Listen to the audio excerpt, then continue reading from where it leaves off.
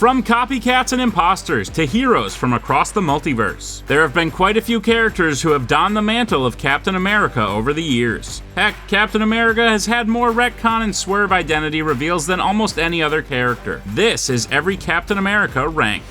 The first entry on our list also had one of the shortest lived tenures as Captain America. Butch Cantwell was an active mobster during the 1940s, who became concerned with Steve Rogers and Bucky Barnes' crime-fighting ways. Butch felt as though his illegal activities were being stifled, and decided to try and besmirch Captain America's good name. Cantwell had a bulletproof replica of Cap's suit made, which he then used to impose as the Avenger, terrorizing citizens and attacking police. Ultimately, the real Captain America showed up to kick his butt, and really, Cantwell is not only the weakest, but the dumbest Captain America in history. The next entry on our list is actually a 3-for-1. Scar Turpin was a biker, Bob Russo was a baseball star, and Roscoe Simons was a mechanic and Captain America superfan. Well, for a brief period of time, Steve Rogers hung up his shield and became the Nomad. This left a void in the country and a yearning from citizens to feel as though their symbolic hero was still watching over them. So Scar decided he would leave his life of crime behind and got his hands on a red, white, and blue suit. Ironically, Scar was jumped and beaten down badly by a gang of criminals, and he decided to hang up his little red boots. Bob Russo thought his athleticism would allow him to transition into being one of Earth's mightiest heroes, but he broke his arm stopping a bank robbery and retired immediately after. Lastly, Cap Stan Roscoe took on the role, living out his greatest fantasies of being Captain America.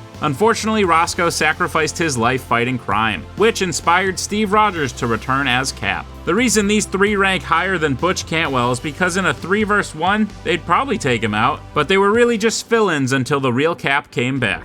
Next up, Steven Rogers. No, not Steve Rogers, Steven Rogers, with an N at the end. Captain Steven Rogers is technically the first known Captain America, and is of course a distant relative to Steve Rogers. Steven Rogers was a soldier who fought in the Revolutionary War, winning many battles and duels over the years. Captain Steven Rogers did not possess any superpowers and was killed in 1783 after being hit by a cannonball. Typical 18th century stuff, but Steven was superbly heroic, which quantifies a superhero in my book. His lineage is somewhat of a mess canonically in context to the rest of Marvel's history, but Steven Rogers has acknowledged his ancestor no less, so he makes our list. Many comic book fans probably have never even heard of David Rickford, and we don't blame him. It's just that he's only ever appeared in one comic book to date. In Captain America number 615.1, the then Captain America Bucky Barnes was set to face trial. This is when Colonel Nick Fury tapped into the aforementioned Dave, turning him into Captain America, before sending Rickford on a mission to convince Steve Rogers to become Captain America himself again. Confusing, I know. So Rickford went to New York, stopped some petty crimes, infiltrated an AIM base, teamed up with Steve Rogers to destroy said AIM base, and then was convinced by Rogers to give up the Captain America identity. What was the point of all this, and why was Dave able to hang with Rogers? I'm afraid we'll never know, but David was technically Cap at one point. William Nasland is the Spirit of 76, who rose to prominence in the 1940s. Make it make sense. Nasland was a costumed adventurer who fought against Nazi espionage in the United States. It's presumed he adopted his costume in imitation of the original Captain America, and then went on to don the mantle himself when Steve Rogers was thought to be dead. Spirit of 76 wore a bullet and flame-proof suit made of an unknown material, but as Captain America, his shield was only made of iron. William Nasland doesn't have any powers, and his sidekick, who was imposed as Bucky Barnes, was literally a New York Yankees bat boy. But I digress. The Spirit of 76 was his own established superhero to some degree, before and after becoming Captain America, so for that, he gets a respectable ranking. Carl ZANTE is a very wealthy, silver-tongued, skilled fighter, who's also an exceptionally talented acrobat, known as the Acrobat. Surprise, surprise. The Acrobat is typically a villain, but at one point many years ago, he impersonated Captain America and started saving the day, while putting on a show in the process. These good deeds were done in bad faith, because Carl ZANTE really only cared about one-upping the original Human Torch. OG Torch eventually imprisoned ZANTE, revealing his true identity to the world, which ironically enough was just in time for Steve Rogers to be revived and return. ZANTE has also impersonated Hawkeye before, and because of his remarkable skills, here he is. Let's examine Earth 65 and their Captain America, Samantha Wilson.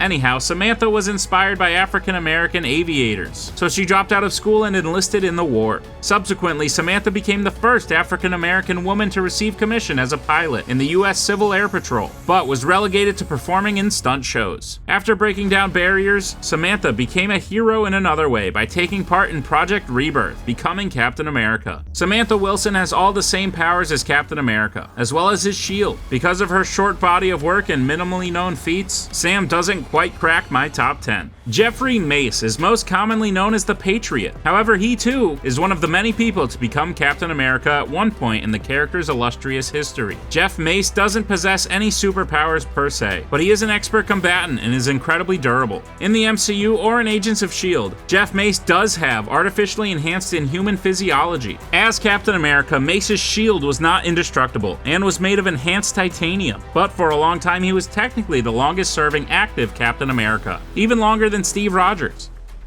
Isaiah Bradley was one of the 300 African American soldiers used as super soldier serum test subjects. Bradley was the only survivor of the experiments and took on the mantle of Captain America before heading off to Europe to fight in the war. This was considered treasonous by the United States government, so they locked Isaiah up for nearly 2 decades. And his legend remained a secret to the world at large. Although at one point Isaiah had all the same powers as Steve Rogers. As seen in the Falcon and the Winter Soldier series, Isaiah Bradley is a legend in the African American community, and his history is being embraced by the world at large finally.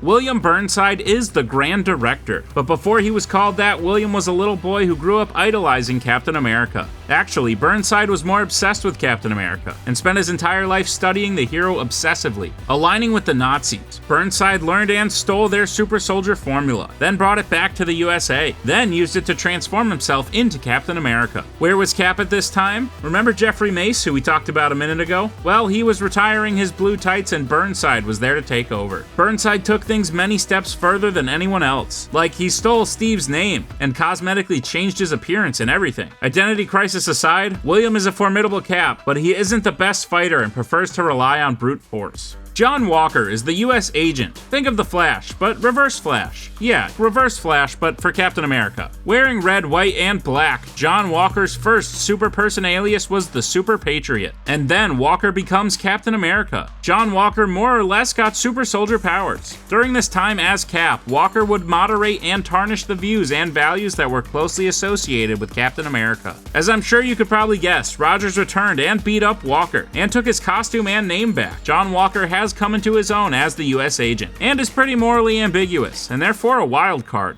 Back across the multiverse, we visit Earth 23291 and Roberta Mendez, aka Captain America. You all know Spider-Man 2099, right? Well, Roberta is Captain America 2099, existing in the same universe and timeline as Miguel O'Hara. Roberta was the wife of an Alchemax operative who forced her to take the super soldier serum. Although that's horrific to think about, the outcome was great, as Roberta gained enhanced physiology and an energy shield, and even a pair of energy wings that allow her to fly. But she does have a glaring and exploitable weakness. There are a number of words that trigger Roberta, causing physical and mental change over her. Although formidable, Roberta's weakness holds her back in the ranking.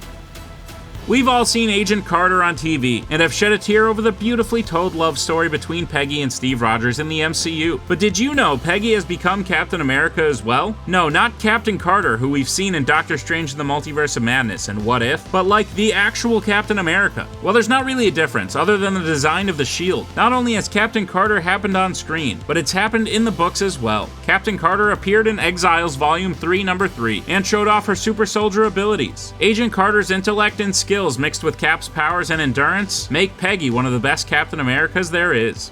On Earth 616, Danielle Cage is the daughter of Luke Cage and Jessica Jones, and has the powers of both. On top of that, Danielle's version of Cap's shield is also a voice-commanding drone. Yeah, it's totally awesome. She's virtually indestructible and has near limitless strength. Because of Danielle only appearing in 8 issues worth of comics and having minimal feats one would write home about, she's not quite at the top yet, but time could certainly change that. Following the apparent death of Steve Rogers during the Civil War event, Iron Man chose the recently resurrected Clint Barton to take on the mantle of Cap. By now, you're probably wondering why so many people become Captain America, and the answer is because Cap is more than just a hero. He's a symbol for what it means to be an American. Hawkeye had one mission as Captain America, but he did the shield proud. If anyone could pull off replacing Cap, in my opinion, Barton is your best shot. Get it? because he's good at aiming arrows he shoots. Like, best shot. You'll get it.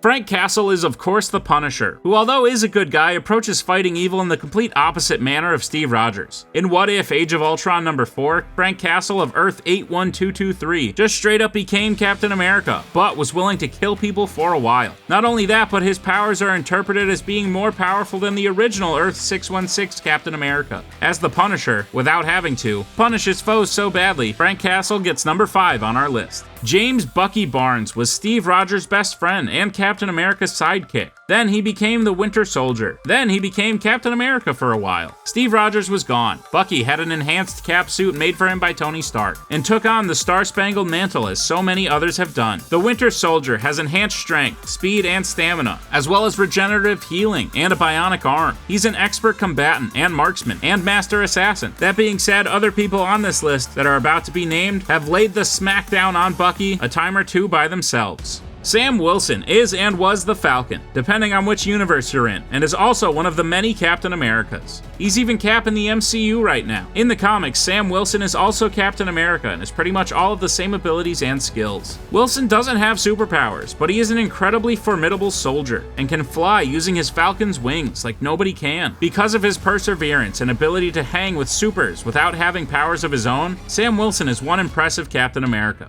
This next entry takes place in the land of video games on Earth 45, home of the characters of Marvel Future Fight. There's new characters from the future who fight, duh. One of whom is Sharon Rogers, daughter of Peggy Carter and Steve Rogers, who is Captain America of the future. She has all the powers of her dad, beauty and wisdom of her mom, and a sword to accompany her iconic shield. Also, her armor and weapons were designed by Tony Stark. Sharon is no doubt the most powerful version of Captain America we've probably encountered to date, but she doesn't quite rank number 1 on our list.